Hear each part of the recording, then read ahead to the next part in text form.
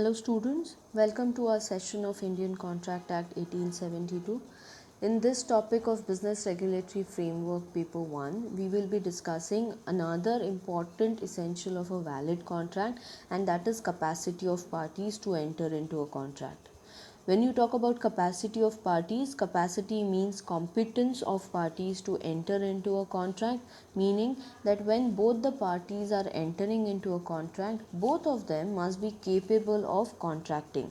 The word capacity here does not mean financial capacity, economical capacity, or any other type of hypothetical capacity.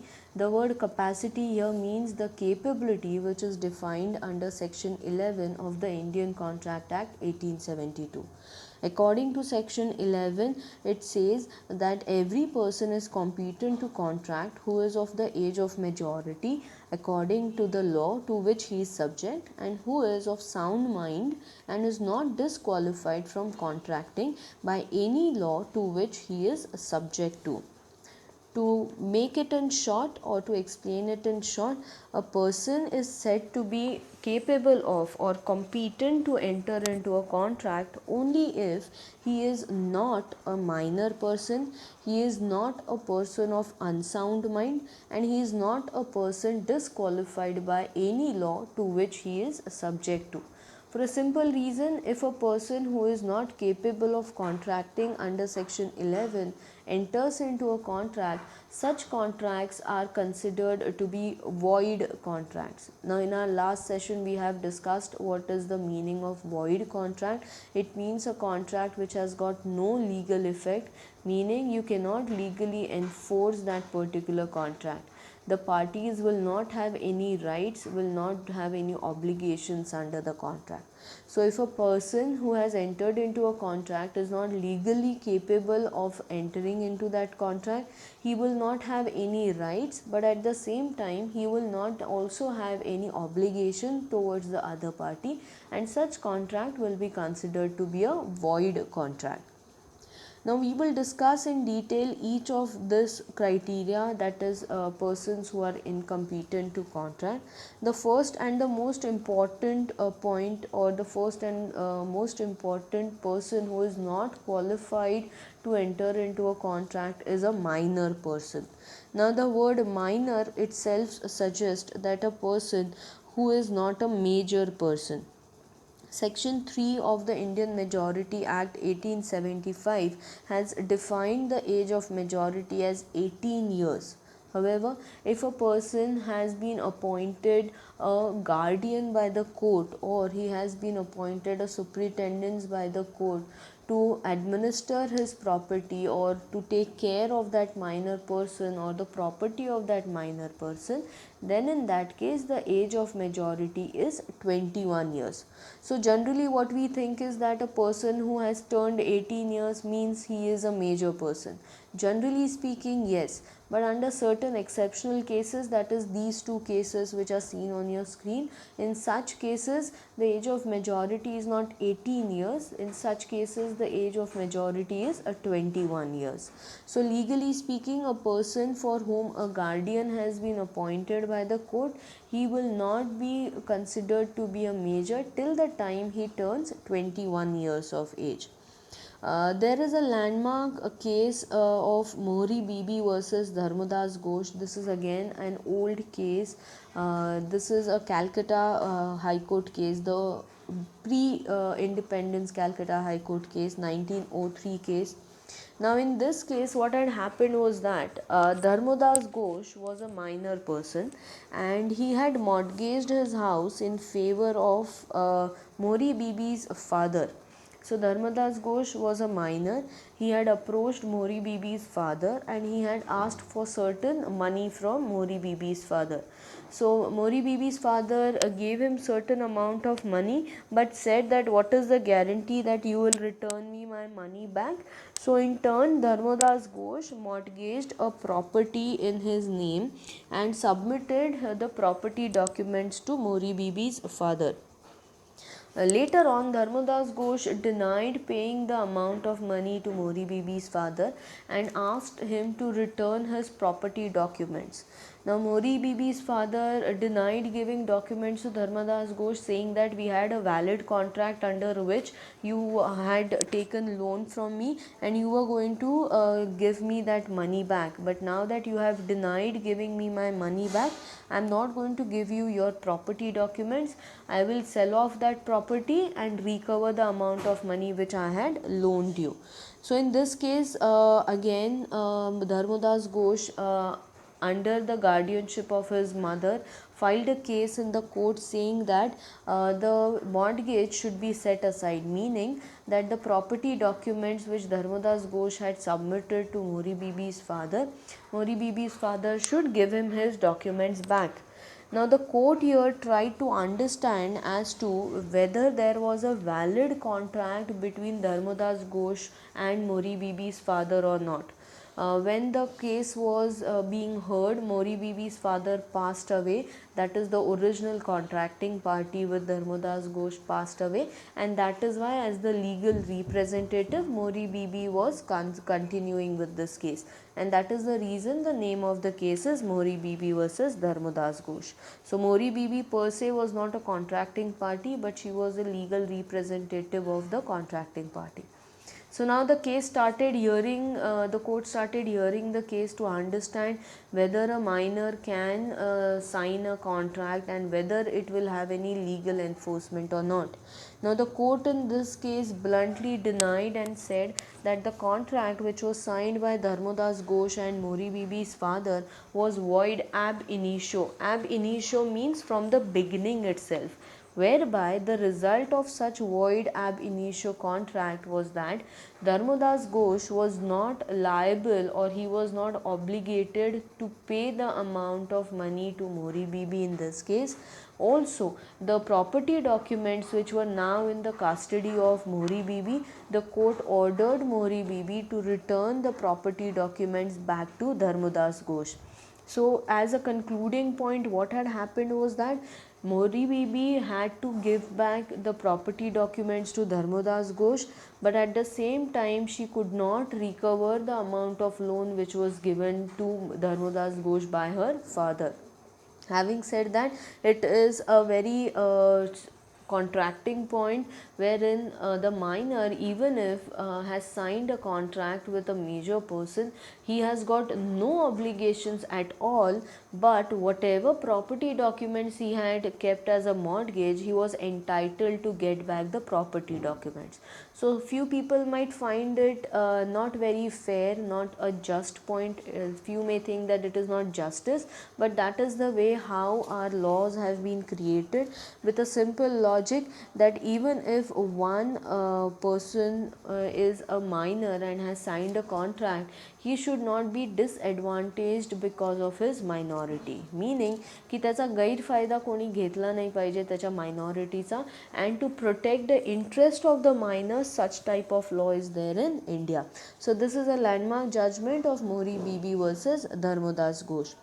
Now we'll try to understand what are the consequences of such a contract which are entered into between a minor person.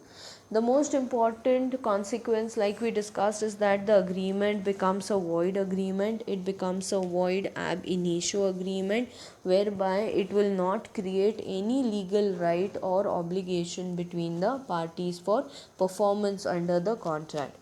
The next important point is that there will not be any ratification required from the minor. Now the word ratification here means that once the person turns major, he will have to approve that document or not. But in case of a minor cannot ratify an agreement even upon attaining majority, and upon attaining majority a fresh agreement or a fresh set of consideration will have to be provided. The word ratification means approval after an act has been done. So let's say in this example, if a minor and other party who is a major party has signed a contract, and if later on they go to the court the court will not give any right to the minor to accept the liabilities under the contract. So the minor will have got no right or no obligation to approve or to accept his obligations under the contract. He cannot be forced, or rather he has got no right to go on accepting the agreement or the contract, and thereby no ratification in case of minor's agreement is possible. Another important point is no estoppel. Now the word estoppel, it is a jargon. The word estoppel means stop, to stop, meaning that where a minor by misrepresenting his age has induced the other party to enter into a contract with him, he cannot be made liable on the contract. He cannot be prevented from pleading his minority in defense. He is not stopped from pleading minority even though he is guilty of misrepresentation as to his age. So even if he misrepresents his age, he tells lie about his age to the other contracting party, he cannot be sued in the courts. Against him no case can be filed in tort or for fraud as well. Because if a minor is allowed to stop from the obligations, it will be like giving permission to enter into a void agreement. So a minor, even if has misrepresented or has committed fraud by misrepresenting his age at the time of entering into a contract, has falsely lied and falsely told his age to the other party to enter into a contract, he cannot be later on said that you have told us about this age, you said that you were a major and that is why we signed a contract. Now you have to stop yourself from lying and you have to take back your obligation. That is the principle of estoppel, which in case of minor's agreement is not permitted. Likewise, a minor cannot be forced to specifically perform his part of obligation. Like we said in case of Mohri Bibi's case, that minor's documents, property documents had to be returned back, but he was not obligated to pay the amount of loan which he had taken. So minor's agreement being absolutely void, that is void from ab initio, there cannot be any question of specific performance of such a contract. A minor cannot ask for specific performance of the contract entered into by his guardians. Now when you talk about a contract which is entered into on his behalf or by his guardian, then that can be specifically enforced, provided if it is for the benefit of minor. The word specific performance means to perform specifically what has been agreed into a contract. So if I have agreed to give you 10 rupees, specific performance demands that I must give you 10 rupees. I cannot tell you that I will give you only 5 rupees, just let go the remaining 5 rupees. That is not specific performance. So in case of a contract, as a remedy for breach of contract, which we will discuss in our subsequent lectures, a person has to specifically perform his obligations which he has agreed to in the contract. But in case of a minor cannot be forced to specifically perform. Another important point with respect to minor's agreement is that there cannot be any restitution in her contract. Now the word restitution means to restore or to give back to the rightful owner what has been taken away. In Mohri Bibi's case, the restitution principle would have meant that the amount of loan which was taken from Mohri Bibi's father, that amount of loan should be given back. But as the court said that there cannot be any restitution, means Dharmodas Ghosh should not be made liable to pay the amount of loan. He should not be restoring the benefit which he had received from Mohri Bibi's father. Likewise, in case a contract has been entered into for the supply of necessities to the minor, such liability for necessities arises. Now, Section 68 of the Indian Contract Act says that a minor is liable for necessaries which are supplied or the services which are rendered to him or his dependent to whom he is legally bound to support. The supplier is entitled to be reimbursed from the property of the minor. However, if a minor is not having any property, he cannot be personally made liable to pay that amount of money. Now, your supply of necessaries means giving him food, clothing, shelter, or in today's case, if you look at it, giving him education. So, let's say if I am a neighbor of a minor and there is nobody of a minor to take care of him, out of humanity, out of love, I go on giving him 5,000 rupees on monthly basis, saying that out of this 5,000 rupees you take care of your food or of your clothing, of your education.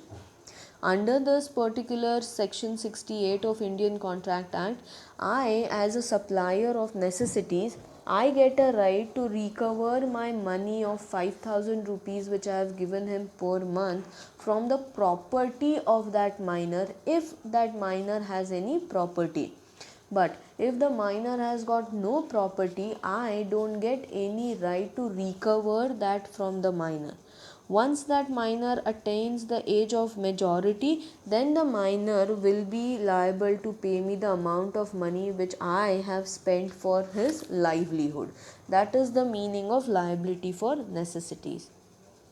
Another liability is that sort of liability of surety for a minor.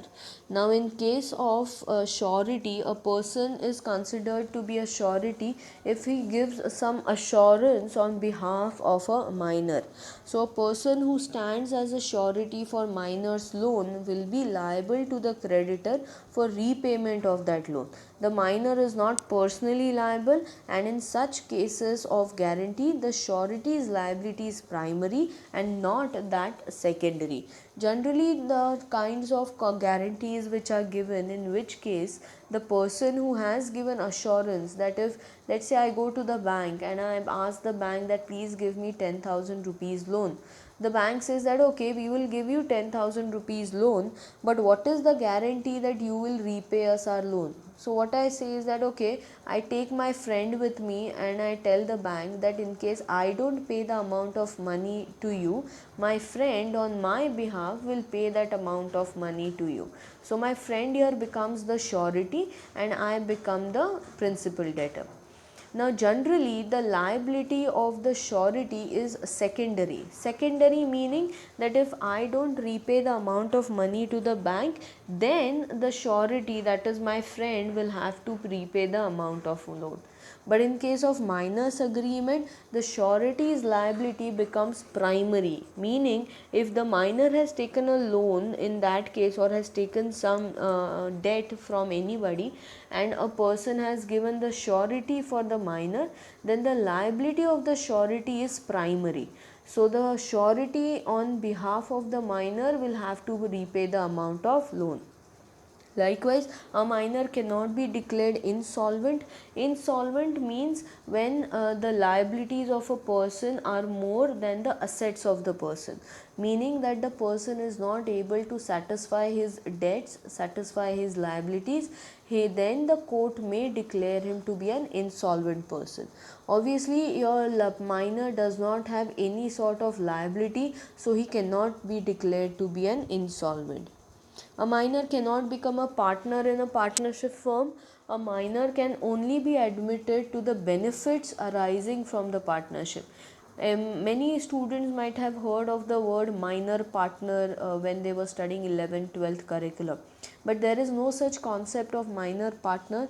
The Partnership Act 1932 makes it very clear that a minor cannot be admitted as a partner to the partnership firm, but he can be just admitted to the benefits which are arising out of the partnership.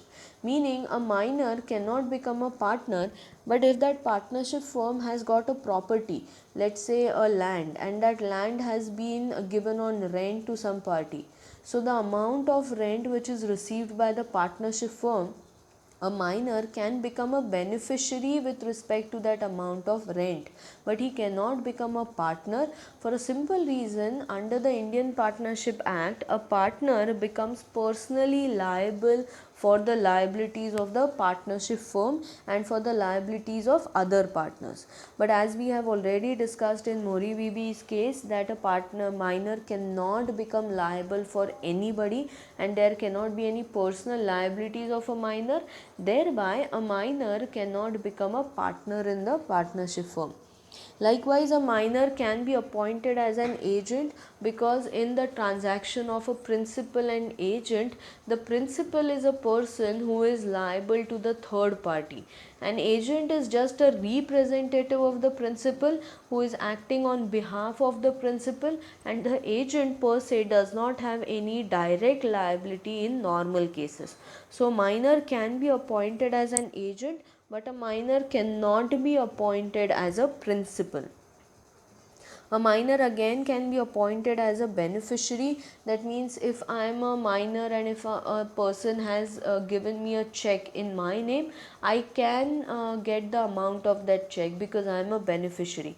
But I cannot sign the check on my own if I am a minor, because in this case the liability arises upon me, which is not permissible under the Indian Contract Act. Likewise, liability in torts. Torts basically are the civil wrongs. That means certain acts which are not criminal but they are civil in nature. For example, negligence. Let's say if a minor has taken a bike from me, and let's say a bicycle from me, and while he is riding the bicycle he breaks that bicycle because of an accident, he will be held liable to compensate me for that bicycle, because negligence is a civil wrong, is a tort, and a minor has got liability in torts. But a minor has got no liability in any criminal case or any other civil case. It is only torts in which the minor has got certain liabilities to certain extent. These are the rules with respect to minor. However, when you talk about the second category of person who is disqualified from entering into a contract, is a person of unsound mind. Now, the word unsound mind typically means that a person is said to be of sound mind for purposes of making a contract if at the time when he is making it, the person is capable of understanding the contract and forming a rational judgment as to its effect upon its interest. Simply put, let's say for example, if somebody has given me alcohol without my knowledge, without my permission, and because of that excessive drinking of alcohol, I am not able to understand as to where am I walking, what am I doing, what am I eating, or what am I signing, I become a person of unsound mind for a simple reason. I am doing something when I am not able to understand the good and bad of it. Meaning, I am not able to judge whether whatever I am doing it correctly or incorrectly. So, if I have signed a contract under such scenario or under such mental circumstance, such contracts will become void contracts, because in such case I become an incompetent person. Or for example, if I am medically lunatic person, medically lunatic मराठीत म्हणायचं गेलं तर वेडसर माणूस, आपण जो म्हणतो ना पागलखानामधला माणूस, वेडसर माणूस. Medically such people are incapable of understanding good और bad, understanding whatever they are doing, whether it is correct or it is incorrect. So if such people are not able to understand their interest, how can law impose an obligation upon them? How can law impose a contractual obligation upon them? And that is why such people are incompetent to contract. A person is not able to form any rational judgment as to what is good, what is bad, whether I am doing is correct or incorrect, due to certain medical or non-medical reasons, such person is considered to be incompetent to sign a contract. It might happen that, let's say in case of a drunkard person, drunkard means मराठीत म्हणायचं झालं तर दारुडा माणूस. Let's say that person has consumed alcohol not on his own, somebody has forcefully given him an alcohol, he drinks that alcohol, then you call him a person of unsound mind. But next day he gets up and he is completely fine, he has come out of that hangover and he is now completely fine, and then he signs a contract, then you cannot call that person to be incompetent, because next day morning he is a completely fine person, he is not under the influence of alcohol, and he is able to judge or form a rational judgment with respect to what is good and what is bad for him. So a person not necessarily throughout his life is unsound or throughout his life is sound. A person who is usually of unsound mind but occasionally of sound mind may enter into a contract when he is of sound mind, and vice versa. So the intention of such a provision is to protect the people who, due to certain medical or non-medical circumstances, have come under such mental state wherein they are not able to understand what is good and what is bad for them, or form a rational judgment with respect to effect of such obligation, then such persons are incompetent to contract. And if such people enter into a contract, then such contracts will be considered to be void. The third category of people who are disqualified from entering into a contract are persons who are disqualified by law to enter into a contract. It is not only the Indian Contract Act which prohibits certain category of people to form a contract. Under other laws in India as well, there are certain people who are not permitted to enter into a contract. One example is that of an alien enemy. Now the word alien enemy म्हणजे परग्रहावरचा माणूस नाही. Let's say India and Pakistan right now are on talking terms, but tomorrow let's say the government of India declares a war upon the government of Pakistan. Then in that case, the citizens of India become alien enemies of the citizens of Pakistan. And if at that time, after declaration of war, if they enter into a contract, that contract will be considered to be a void contract, because now two alien enemies have signed a contract. The logic behind this is that when your country, when your governments are at war, you will have to be faithful to your country, you will have to be patriotic to your country, and you cannot have any commercial agreement with the alien enemy, that means with your enemy, so to say. And that is why alien enemies are not permitted to enter into contract. But once the war is over with, then the citizens of both these countries can sign a contract. Another type of person who is disqualified from contracting is an insolvent person. Like I said, insolvent person is a person whose liabilities are more than his assets. So if a court has declared a person to be insolvent, that means he cannot take upon any future obligations. He will be considered to be incompetent from contracting. Another category is that of foreign sovereigns and ambassadors. Now these people are the representatives of another countries which have come in your country representing that country. So foreign ambassadors or sovereigns are the people who belong to another country, who are the citizens of another country, but as international cooperation they have entered your country on behalf of other country. These people are not our country's citizens, and that is why they cannot be brought under our laws, and hence they are prohibited from entering into contracts. Another category is that of a convict. Now when a person comes before the court, that means if there is a complaint against a person is arrested sometimes. Once a person is arrested, he is brought before the court, and there is a court case which is going on against that person. When a person who is facing a court case, he is considered to be under trial person. You might have heard about this word.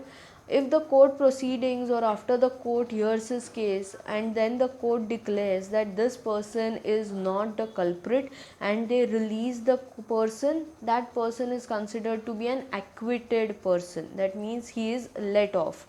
But if the court finds him to be guilty of the offense for which he was arrested and puts him behind bars, that means puts him behind a jail, such person is considered to be a convict person.